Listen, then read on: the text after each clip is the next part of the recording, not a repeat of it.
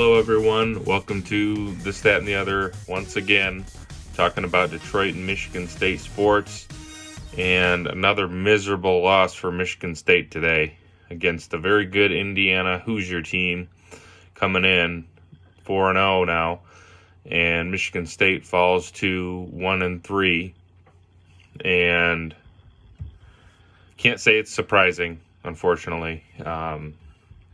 Michigan State with their same old, the same old ghosts, the same old demons coming out to haunt them again today, as Michigan State just really struggled on offense, and Indiana just played a very crisp game today. Michael Penix, 2 touchdowns, 2 interceptions, and then they were able to run the ball a little bit as well. Seemed like they had some success doing that. Indiana, that is. And on Michigan State, it's still just turnovers. And not just turnovers, but, this is something that needs to, at some point, they gotta have some games where they do not turn the ball over like they have been doing. So, 14 turnovers so far this year. That is 3.5 turnovers a game.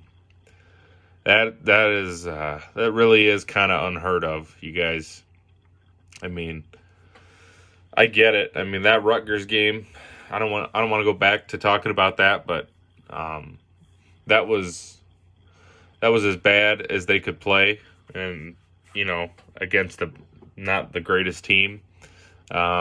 But now we see them starting to play good teams, and, the Spartans could be in these games if they just did not, 3 interceptions today. Rocky Lombardi had an awful game, and, both of his interceptions were just right to the defenders, and, pretty much, okay, so Indiana 17 points off of turnovers today.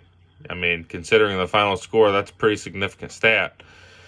Defensively, I don't think they played great, but, again, they played, I thought they played maybe not up to their potential, but they played much better than the offense did today, and you really couldn't ask for much more from them. There was some breakdowns, sure, but, I firmly believe the defense played their part today. I don't know how much I want to get into this. I think right now, the problem is Mel Tucker is trying to have his team play like he wants his team to play 2 or 3 years from now, where they're able to run the ball and, at will, and,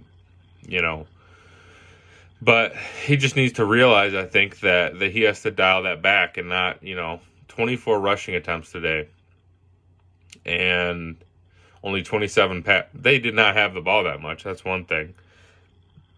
Excuse me. At some point, I want to take a look at the time of possession. Just really short fields for Indiana today. Yeah. Okay. So Indiana, 39 minutes of possession. Michigan State, 21. So that tells a story, a big story there. A lot of short fields for Indiana as well. Bad punts, interceptions, fumbles. They all led to those short fields, and Michigan State was not able to overcome those. I do feel like Indiana took their foot off the gas a little bit in the second half, just kind of tried to run the game out.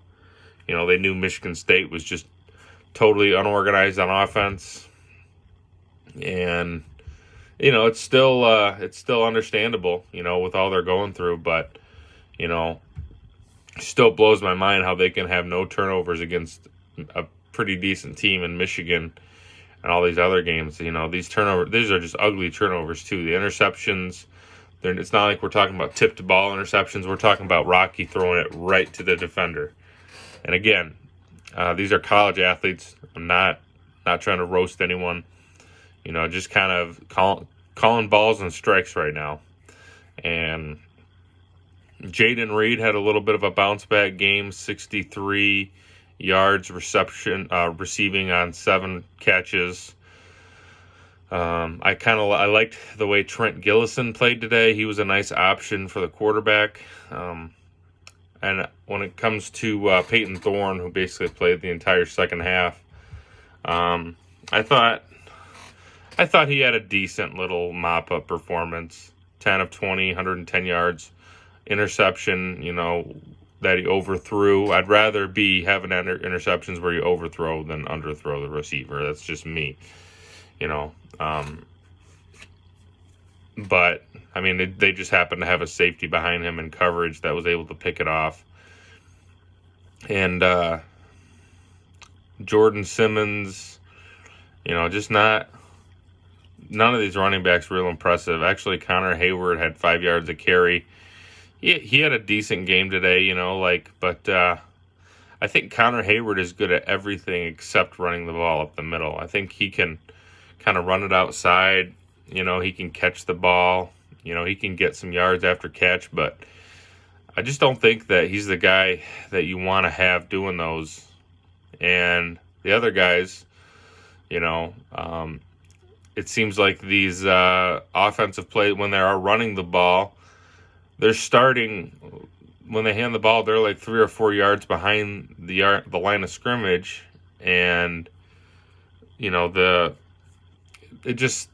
just way too much time for the defense to catch up to the running back. Seems like every time, like by the time the running back actually gets the ball, he's pretty much, painted into a corner. So, I mean, I know the Vikings do a little bit of, they do a lot. That's one thing they do a lot as well, is they do these big, not exactly the same, but they will toss the ball like 5 yards behind scrimmage. And the Spartans they're not like doing that tossing thing that Minnesota does, but they're doing those running back draws where they just come back and they hand the ball off, like I said, 2 or 3 yards behind scrimmage, and they can't go anywhere. I do think that, with guys like Jordan Simmons, Elijah Collins, I think part of it is just that this offense is not what they're used to, or for Elijah anyways. They're having him run the ball outside, and he seems like he can't really do that all that well. And, you can almost count on getting a negative play whenever they're handing that ball off. So they have to find some sort of answer with the running game, but at the same time they need to right now, when they should not be running the ball as many times as they pass the ball, which is what they did today. They need to be playing to their strength. You got receivers and you got a quarterback, who, if you tell them just to throw it deep and, not put it in a not underthrow it, then they have a decent offense. It's just that the problem is, obviously Rocky has been Rocky, and he throws these throws it underneath the receiver, and they're just ugly. They can't. If they're gonna throw the ball, they need to take some shots more often. They didn't really take many shots today. Like I said, that's really their one. That's the way they were able to beat Michigan. I'm still, with each passing week, I keep shaking my head. How did we pull that off with how these guys look? But not complaining, but just kind of, like I said, calling balls and strikes. So, still have not heard from Ricky White. I don't think he had a catch today. I think he came close to grabbing one in the third or fourth quarter. But yeah, just not a lot of impressive production. 191 yards of total offense. Just not a very good day. And, on the other side, you got Ty Freifogel, who had 200 yards. I'm surprised he was able to get that much with all the short fields they had today. But, Penix didn't even really play his best game today. I mean, they usually expect him to throw 4 touchdowns and no interceptions. Shakur Brown with a nice game defensively, 2 interceptions. Obviously, none of them led to anything. They did not capitalize on the turnovers today. They needed to probably capitalize on at least one of them. The 4th down, they were actually in Indiana territory. They went with another, run up the middle with Connor Hayward. And I feel like they should have seen that enough times. Connor Hayward is not a freshman. He's not really going to change as a player. You can't expect him to all of a sudden start getting those key 4th down conversion runs. That's just not playing to his strength, I don't think. If you're gonna do something, you gotta throw it out. You got to do like a short screen pass kind of thing if you want to use Connor Hayward in those situations. So, like I said, I think Mel Tucker is really just not. He's just not being as flexible as he needs to be right now. I just think he needs to, play to his strengths. Try to incorporate some of the running game that he's been trying to do. You don't have to. You don't have to completely change the way that you're playing, but you need to hedge a little bit. You need to say, okay, we're passing the ball today, and that's probably gonna make your running game open up a little bit more. I still think that the pass blocking was decent today, so more successfully than they were run blocking, and it really is kind of the same old story for Michigan State this season, and they're quickly running out of opportunities to get a few more wins. The Maryland game, if that one gets played, they're going to have to go against Tua's younger brother, and I think they're going to really struggle on that matchup like they did today. I think he's a very similar quarterback to Michael Penix, who I actually think, he could end up being a first-round quarterback drafted within the next 2 or 3 years, because he just kind of has that look to him where he's just able to make plays all over the field, and obviously he's an athlete, and he reminds me a lot of Tua. He really does. So I want to kind of get into Indiana. I think they have a real shot at this Big Ten title this year. Their roster is clearly not as talented as Ohio State, but that doesn't always mean that you can't win those games like Ohio State next weekend. I'm really happy for them. And with a quarterback like Michael Penix, their defense does look solid. I think that they could stop Ohio State, a decent amount of the time, and if Penix has his best game, they can win that game next weekend. So, Indiana, they need a Big Ten title. They really do. I mean, it's been 1967. They talked about that over and over today. And COVID year or not, it's still a big deal. It's going to be a big deal for them. One thing I want to reiterate to people is this season counts. This is not a throwaway season. The games that Michigan State wins or loses are going to have an impact in the future of the program. The more wins they can get this year, the better the recruiting is going to be, plain and simple. They got some more opportunities. I really thought after watching Mel Tucker's press conference, this week, he looked fired up, he looked ornery, he looked angry. I was thinking, man, he's gonna have a heck of a game plan going into Indiana this week. And, maybe he did, but things got derailed pretty quickly. And, I don't want him to lose his firepower. I don't know what it is about Michigan, but they can really, they can really get ready for that game a lot of times, but, the energy just is not there for some of these other games. And I get it. You know, you want to beat Michigan, but you gotta start stacking up those victories, man. I mean, you know, if you could get out of this season with 3 or 4 wins, then that's a huge deal right now, as opposed to just 1 win. Granted, that win felt like about 4 wins this year, but it's a frustrating time for Michigan State. You can't blame it all on Mel Tucker. You know, it was just an unfortunate situation he was put in. I think that he has the ability to climb out of this, which is really apparent, and he's going to get more opportunities, and he's just going to have to evolve and learn about his team that he has this year, because it is limited.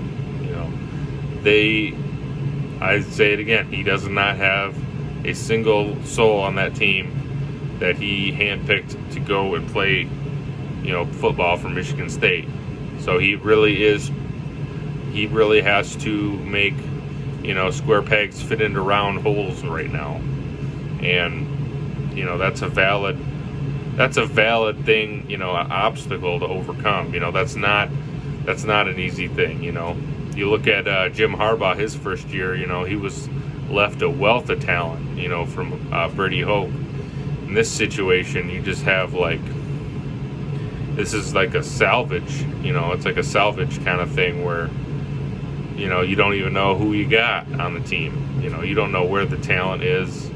You don't know how to use it properly. You got players who have not been reaching their potential under D'Antonio these past couple of years. You got players who, just have probably checked out mentally to football and are just, staying on, to earn that scholarship. So, and again, that's not me trying to throw shade at any of these players. It's just the reality of the situation, in my opinion.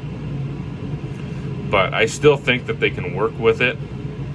I still think that they can find a way to win another game or two. And if you want to talk about being relentless and not beating yourself, you're going to have to win a few of those games. At least, I think if you get one more victory, we're probably, going to feel a little bit better about ourselves. Get 3 victories, that'd be really nice. Penn State has shown that they are a beatable team right now. And you could say, Maryland, they beat a bad Minnesota team, and they beat Penn State.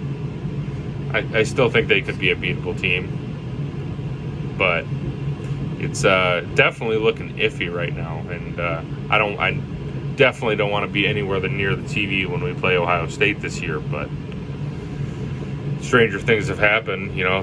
If we get a fortunate weather day, and we can somehow pass the ball, stranger things have happened. But I don't think anyone's feeling very good about Michigan State football right now. And I guess that's about all I got. Just kind of looking over these stats here, I think the main takeaways are just field position, turnovers, and the lack of running game. Those are the 3 main obstacles right now for Michigan State. I don't know if I mentioned turnovers. Because I think that passing game is adequate, believe it or not.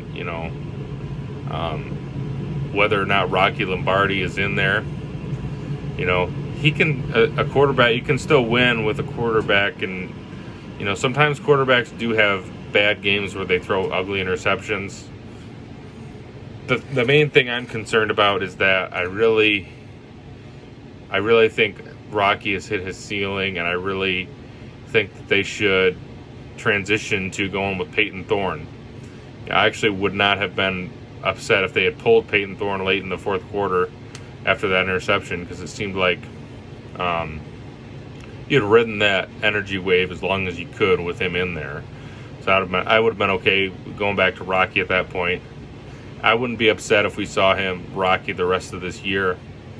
But if they get a normal spring ball kind of thing situation going, and I think it's going to be real tough if Rocky ends up being the starter next year. I think you really could be limiting your success. And it could be the difference between going to a bowl game and ended up with like a 4-8 season, something like that. So this year is kind of like a wash, but next year I really hope they end up kind of leaning towards going with Peyton Thorne a little bit more. And I really hope that they figure out why, Elijah Collins has been inconsistent running the football, because that's a game changer. If you got a guy that's 1,000-yard rusher versus a guy who was not even probably rushed for 20 yards this year, that's a big deal. He obviously has the potential, and I think he has more potential than Jordan Simmons, but he's just not, he's not with it this year. And I think that if they really, I think they could find a way to get him quickly, back onto that level where he can, move the change for us, get us in good yardage positions, with those, third and shorts instead of having to deal with 3rd and 15s or 3rd and 12s. Those are all little things that they can do to be competitive in these games. Again, defensively, I really cannot come down too hardly on them once again. I thought it would be impossible to say that after last week, but they held them scoreless in the second half. That's a big deal. And they had a lot of short fields today. Think about what they could have done if we had not thrown those interceptions, or if we had been able to get a few drives in the end zone. It could easily be a very close football game today. So it's a tough situation, but I think they have the pieces to win some more games. So I'm not going to be all negative about it. I'm really hoping that they have a breakthrough coming up here soon, in practice. But offensively, I give them a D grade on offense. It was there wasn't much positive other than Peyton Thorne. You had a couple players step up, but you didn't have anyone take over the game. You didn't have anyone, being kind of like a catalyst for them to, come together offensively and put drives together. Special teams was really not much of a factor today, I don't think. There was one horrific punt in the 3rd or 4th quarter. And defensively, I give the team a C+, because I really did think they hung in there today. And for the most part, I thought they played winning football. And coaching, I got to go back to giving them a D+. Just a few things, and a few little different adjustments, and they could be looking at a much different, grade overall for me. But I just did not like the game plan on offense today at all. I don't fault them for starting Rocky, and I do give them a little bit of credit for pulling him in the second quarter. And I don't fault Rocky Lombardi, but they did not have a game plan that they could replicate to win some of these games like they had against Michigan. Avoiding the turnovers, avoiding the sacks.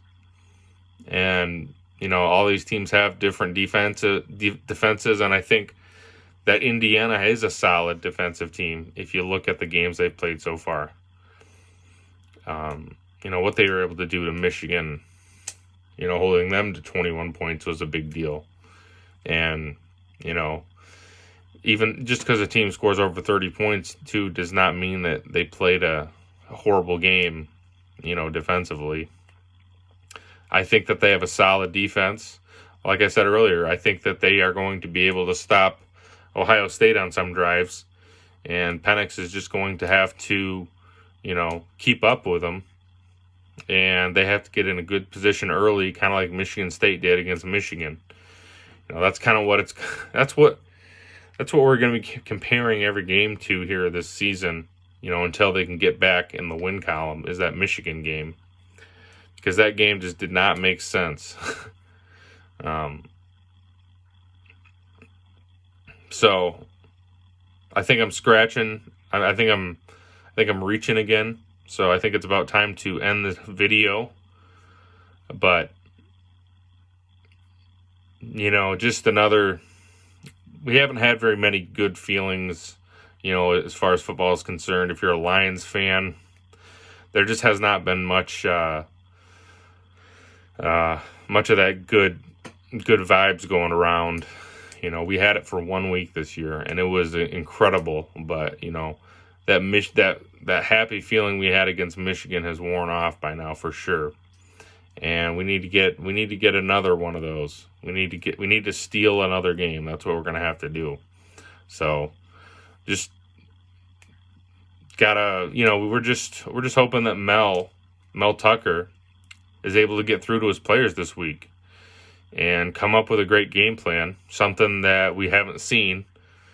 Right now, you just gotta go away from your tendencies at this point and work with the tools you have, your Jaden Reeds, your Jalen Nailers, and you got a nice little receiving back with Connor Hayward, and you can run the ball at times with Jordan Simmons, and you just kind of have to stick that into the pot, into the crock pot, and get it, and get it looking good.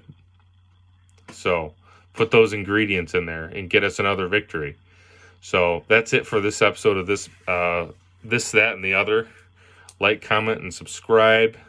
And let's have a discussion. These videos are not about me trying to be a football analyst or be the next Colin Cowherd. These videos are about, having a discussion as Spartan fans and as Detroit sports fans about, where we're going. This is just, that's what I'm very good at, replying to my comments. So, like I said, let's get a back and forth going. Let's talk about this game. And another thing I wanted to mention, I was going to make a video in the middle of this week talking about MAC football. Recorded about a 45-minute video. I actually thought it was pretty good. I ended up not pulling the trigger because it's a long video. They take a while to upload from my iPhone. So I decided against it. But if that's something you guys are interested, let me know. There's not a lot of people covering MAC football. So I think it'd be a good opportunity for us to have that going forward and to have that available for you guys. Because they're playing on Wednesday. One thing that's really interesting to think about, you can have football just about every day of the week right now. You got Monday night, MAC plays on Tuesday and Wednesday. Got your Thursday night football. If you're a high school football fan, you got Friday, and then obviously Saturday and Sunday. I mean, I say the more the merrier, Let's get into if you're in the Michigan, we have three Division I MAC level schools. So in total, we have 5 Division I teams in Michigan. Let's watch all of them, you guys. Let's enjoy the gift of football right now. Western is off to a really nice start. They had an amazing comeback victory against Toledo this week with a fake spike, throwing a last-second touchdown from the quarterback, Elby, I believe his name is. Eastern Michigan is struggling right now. They're 0-2. I can get into that a little bit. And Central looks solid. Big win over Northern Illinois. I say, why not? Let's go for it. I like the Wednesday night, Tuesday night thing. I mean, it gives us more football during the course of the week. So I'm all for it. And I'd like to maybe make that video as kind of a midweek, wrap up for the MAC, and then kind of preview the Big Ten games. I'm going to be after the Maryland game, I'm gonna be struggling to be able to react to these depending on the times the game starts due to a work situation and a school situation.